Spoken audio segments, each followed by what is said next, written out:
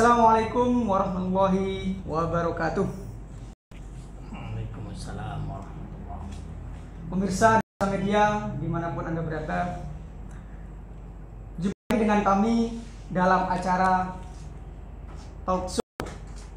Pada kesempatan kali ini kita akan membahas mengenai Lazisnu, NU Care Lazisnu lebih dekat lagi. Kali ini kita bersama narasumber yang sangat luar biasa. Di samping saya ini Mas Riyadus Solihin Firdaus STHI. Selamat datang Mas Riyad. Apa kabar? Alhamdulillah baik. Ya, selamat datang di studio kami. Berbicara mengenai zakat, infak dan sedekah, tentunya sudah tidak asing lagi bagi kaum muslimin.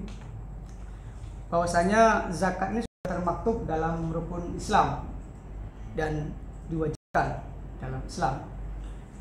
Di Nahdlatul Ulama itu sendiri ada lembaga amil zakat, infak dan sedekah, yaitu Lazisnu. Dan di sisi lain ada nama lain yaitu NU Care. Nah, lantas apa sih NU Care dan Lazisnu itu sendiri?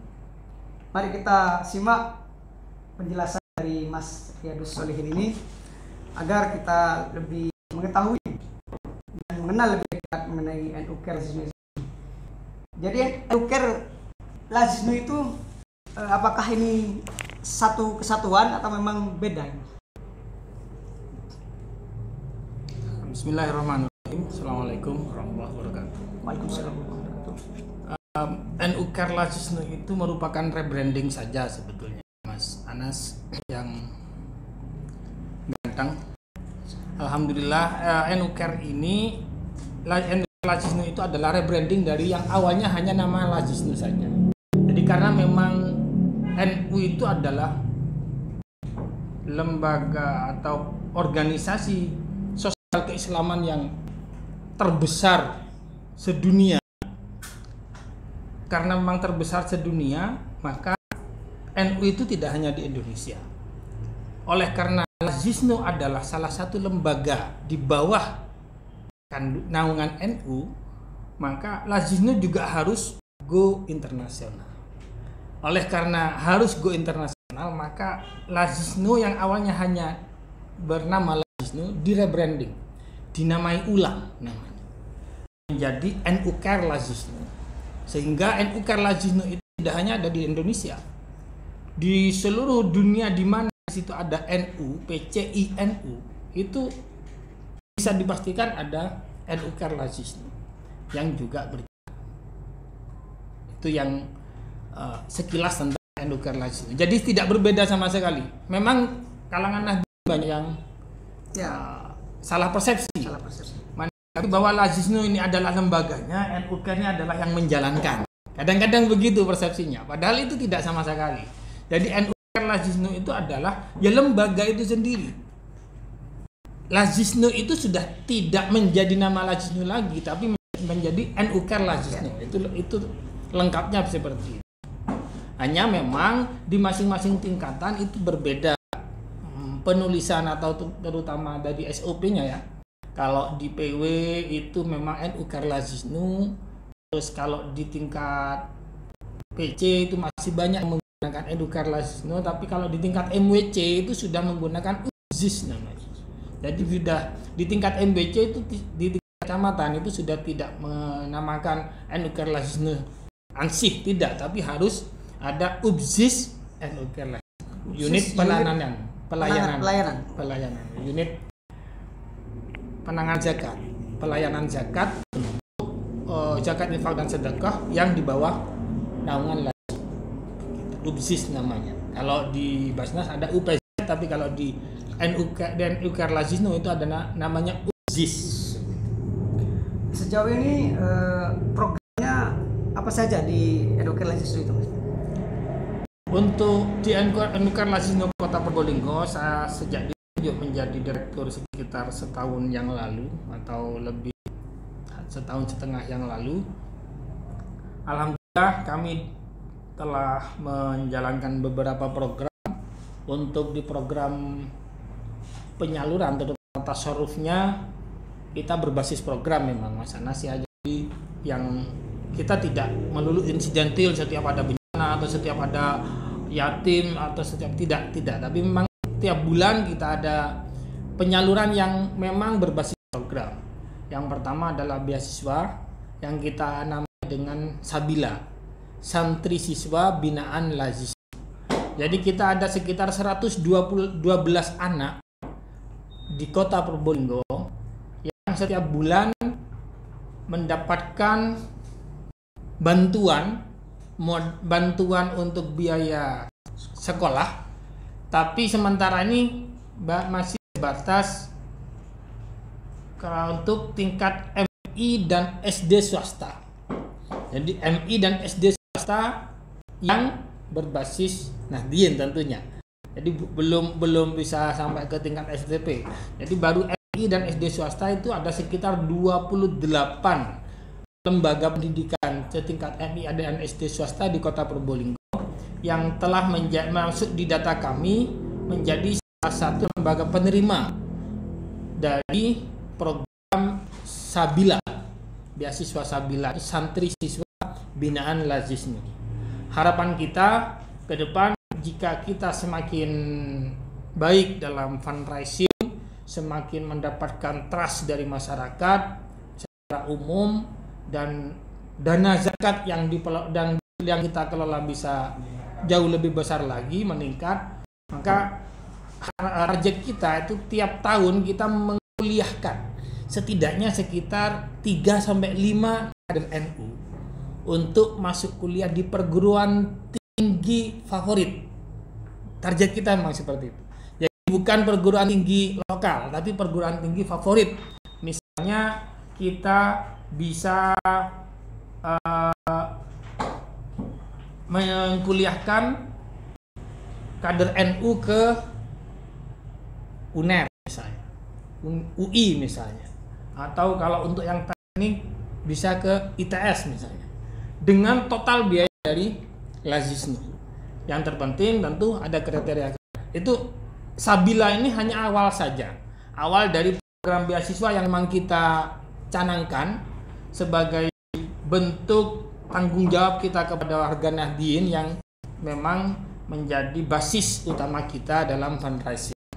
Itu mungkin yang pertama Sabila. Yang kedua, program kita adalah tunjangan guru dan marbot masjid. Nama singkatannya Tugu Masjid. Jadi tunjangan guru dan marbot masjid. Nah itu masing-masing kelurahan sementara ini baru 1 marbot yang kita berikan tunjangan. Depan kita memang sudah komunikasi dengan LTN juga untuk mengelola basis data tunjangan marbot ini dengan lebih canggih. Kita pakai kartu Mas Anas ya. Jadi pakai kartu identitas seperti kartu identitas. Jadi kartu marbot namanya. Yang itu bisa hingga mengcover BPJS. Jadi kita akan bekerja sama, dari kartu itu kita bisa membayarkan tanggungan BPJS-nya setiap bulan terhadap marbot yang memang sudah masuk datanya di NU Care Lazisnu. Itu yang program yang kedua. Ada program yang ketiga masih uji coba yang kita sebut dengan UKMILA, Usaha Kecil Mitra Lazisnu. Dicoba di beberapa tempat, kita mulai dengan yang kecil-kecil dulu. Jadi misalnya ada pedagang sayur atau toko peracangan kecil gitu ya, yang misalnya baru modalnya butuh sekitar 300-500 ribu, kita berikan modal secara mudah tanpa bunga, tapi tetap wajib mengembalikan karena ini bagian dari upaya mendidik warga NU untuk bertanggung jawab terhadap modal yang diberikan. Jadi dalam bentuk pinjaman. Dalam bentuk pinjaman, tapi tanpa bunga, dengan pengembalian yang mudah, tidak mengikat, hanya temanya mengikat. Misalnya 10 bulan harus lunas, ya berarti 10 bulan. Per bulan berapa silahkan. Itu yang sudah kita uji cobakan di beberapa titik, tapi itu memang belum kita launching. Jika nanti sudah kita siap betul perangkatnya, SDM-nya dan sistemnya sudah betul-betul teruji, akan kita launching menjadi sebuah program yang insya Allah akan diberlakukan secara merata di 5 kecamatan di Kota Probolinggo. Sementara mungkin itu dulu. Ini menarik yang program usaha kecil ini. Ukmila ya. Nah, ini menarik bagi kami untuk dibahas karena di era pandemi ini, khususnya di pelaku usaha kecil atau UMKM, ini pendapatannya menurun gitu. Di sisi lain mereka juga butuh permodalan. Nah, disinilah Lazisnu bisa berkontribusi di dalamnya. Lazisnu sebagai lembaga amil zakat yang memang lahir atas dasar kebutuhan warga, kebutuhan masyarakat, karena kita punya modal yang luar biasa sebetulnya Mas Anas ya. Modal luar biasa NU adalah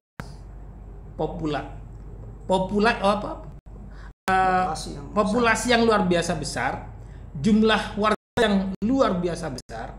Di Kota Probolinggo mungkin bisa diprediksi sekitar 70% atau bahkan lebih dari total penduduk yang adalah warga Nahdien, baik itu di struktural atau di kultural. Tapi yang jelas ketika kita tanya apakah termasuk warga Nahdien apa bukan, pasti kemungkinan besar itu adalah 70% atau bahkan lebih, prediksi saya sekitar 80% itu adalah warga NU. Nah, dengan jumlah populasi yang luar biasa besar ini, sungguh eman jika tidak diberdayakan melalui LAS. Maka salah satu bentuk program kita dalam fundraisingnya adalah gerakan koin berbasis masyarakat, berbasis keluarga. Karena memang jumlah populasi yang besar, warga Nahdien yang luar biasa besar, ini jika mereka 50% saja mempunyai kepedulian terhadap Nahdien yang du'afa, lalu kemudian ada gerakan koin ini disambut dengan baik oleh sekitar 50% warga Nahdien itu, maka potensi zakat, infak dan sedekah yang bisa dikelola oleh NU Lazisnu Kota Probolinggo kurang lebih 230 juta per bulan. 230 juta per bulan potensi ZIS yang bisa dikelola. Maka dari potensi ini, bayangkan jika kita mempunyai hak kelola sekitar 200 juta sekian per bulan, maka akan banyak usaha kecil Nahdien yang bisa kita bantu permodalannya. Ada kan banyak rumah-rumah tidak layak huni yang memang ini menjadi program NU Care Pusat yang kita coba jalankan di Kota Probolinggo, namanya Berdua, bedah rumah du'afa. Itu program NU Care Pusat. Namanya adalah Berdua, bedah rumah du'afa. Nah, dengan potensi ini jika betul-betul tercapai, maka insya Allah kita akan banyak hal yang bisa kita berbuat. Tidak akan ditemukan lagi warga Nahdien yang tidak bisa sekolah hanya gara-gara kekurangan biaya, karena kita sediakan beasiswanya. Tidak akan ada masjid yang kotor karena akan kita sediakan tunjangan untuk marbotnya. Tidak akan ada warga Nahdien yang insya Allah tidak mempunyai modal untuk usaha, karena kita sediakan modal untuk dengan bentuk pinjaman yang memang tanpa bunga, tapi tetap tanggung jawab untuk mengembalikan karena bentuk dana bergulir itu, Mas Anas. Itu mungkin. Sini sudah ada beberapa program yang sudah dicanangkan dan sudah dilakukan oleh NU Care itu sendiri, termasuk koin NU Care. Ini potensi sangat luar biasa, hingga mencapai 230 juta budgetnya per bulan. Nah, di dalam zakat itu sendiri, manfaatannya atau penerima manfaat zakat ini adalah termasuk di dalam golongan 8 asnaf. Nah, fakir, miskin. Nah, yang menarik di sini fisabilillah. Fisabilillah ini orang yang berjihad kan.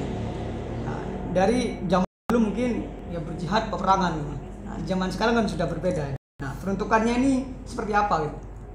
Kalau untuk kategori fisabilillah, salah yang kita jalankan dalam bentuk program itu sebetulnya tunjangan kemarbot itu adalah wujud dari mustahik fisabilillah. Fisabilillah. Marbot itu kita kategorikan sebagai mustahik fisabilillah karena memang mempunyai amanah untuk menjaga tempat ibadah selalu suci dan siap untuk ditempati sholat berjamaah dan lain-lain untuk basis ibadah di situ. Jadi itu menjadi salah satu mustahik fisabilillah yang memang kita berikan. Dan maka program Tugu Masjid tunjangan guru itu guru yang dimaksud adalah guru Al-Quran, bukan ya guru Al-Quran yang di musola yang belum mendapatkan perhatian di masyarakat dari negara, misalnya belum dari Pemda, belum dari kita, ada yang beberapa yang tidak terdata atau tidak tersentuh oleh kebijakan pemerintah, maka kita hadir untuk menyentuhnya dalam bentuk Tugu Masjid itu, tunjangan guru dan marbot masjid. Baik, ini sangat luar biasa bahwa NU-Care di sini hadir membackup kaum duafa yang belum tercover oleh pemerintah. Ada lagi mengenai ziswaf, zakat, infak, sedekah, dan wakaf. Mungkin perlu dijelaskan mengenai wakafnya. Ya, terima kasih Mas Anas. Kalau di NU-Care Lazisnu itu memang kita fokus hanya pada ZIS saja. Adapun WAF itu memang ada lembaga sendiri di bawah NU yang memang tidak menjadi wilayah gerak kami. Wilayah gerak kami fokus kepada ZIS yang ini memang SOP-nya dari pusat juga sudah jelas. Jadi Lazisnu itu unik Mas Anas. Ya, uniknya dibanding dengan lembaga-lembaga lain di bawah struktural NU seperti misalnya lembaga LTN, Takmir Masjid, atau lembaga-lembaga yang di bawah naungan NU, Lazisnu itu unik. Uniknya adalah Lazisnu itu punya dua orang tua Mas Anas, punya dua induk. Jadi Lazisnu itu berinduk secara struktural ke NU terhadap PCNU, sehingga Lazisnu mempunyai kewajiban untuk mengikuti ADART PCNU secara umum. Tidak boleh keluar dari aturan-aturan yang mengikat terhadap NU, maka itu mengikat juga terhadap Lazisnu. Tapi juga di samping itu Lazisnu juga punya bapak, namanya Basnas. Ada undang-undang yang mengikat terhadap Lazisnu itu yang mempunyai kewajiban untuk memberikan laporan ke Basnas, karena memang itu amanah negara. Jadi las lembaga amil zakat apapun di Indonesia, termasuk salah satunya Lazisnu, itu selalu mempunyai keterikatan secara undang-undang dari undang-undang negara bahwa mempunyai kewajiban melaporkan zakat pengelolaan zakatnya kepada Basnas. Jadi masing-masing ini punya dua aturan masing-masing. Jadi NU mempunyai koridornya, terus Basnas juga mempunyai undang-undangnya. Ada undang-undang yang mengatur dengan jelas bahwa las apapun, baik itu Lazisnu atau las apapun yang dikelola oleh lembaga sosial lainnya, itu mempunyai kewajiban. Jadi maka uniknya di situ. Lazisnu mempunyai dua orang tua kalau bahasa saya. Sejauh ini program yang sudah berjalan ini apa aja Mas? Selain dari Sabila sudah dilakukan tadi, kemudian Tugu Masjid, tunjangan guru masjid. Ya. Mungkin ada program lain yang sudah dijalankan. Yang sudah dijalankan, kita diantaranya pernah waktu ada bencana erupsi Gunung Semeru, kita bekerja mengantarkan teman-teman IPNU waktu itu, dan kebetulan memang di kita ada nama program Gegana, gerakan siaga bencana. Jadi Gegana. Jadi selain itu juga kita mempunyai program yang sudah kita jalankan di sebelum bulan Ramadan kemarin, di awal tahun ini, kalau nggak salah di bulan Februari akhir kita start pas dengan ulang tahun Lazisnu waktu itu.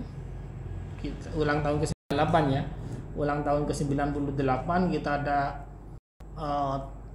minimal waktu itu kita ada acara khitan gratis dan estafet.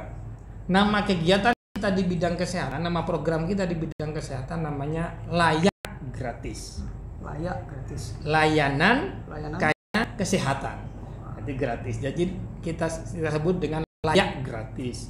Layak gratis itu sejauh ini kita fokus kepada bekerja sama dengan klinik NU di Kota Probolinggo karena Lazisnu mempunyai niat yang kuat untuk bagaimana membantu sesama lembaga di bawah PJNU, yaitu Lembaga Kesehatan NU LKNU yang sedang membuka klinik baru beroperasi tahun ini. Kita komitmen sejak awal bahwa Lazisnu akan menjadi gerbong terdepan dalam hal bagaimana mengupayakan klinik ini bisa hidup, bisa terus berlanjut. Alhamdulillah sampai sekarang betul-betul klinik NU sudah mulai banyak dikenal oleh masyarakat dan sudah mulai beroperasi dengan baik. Semoga kedepannya lebih baik.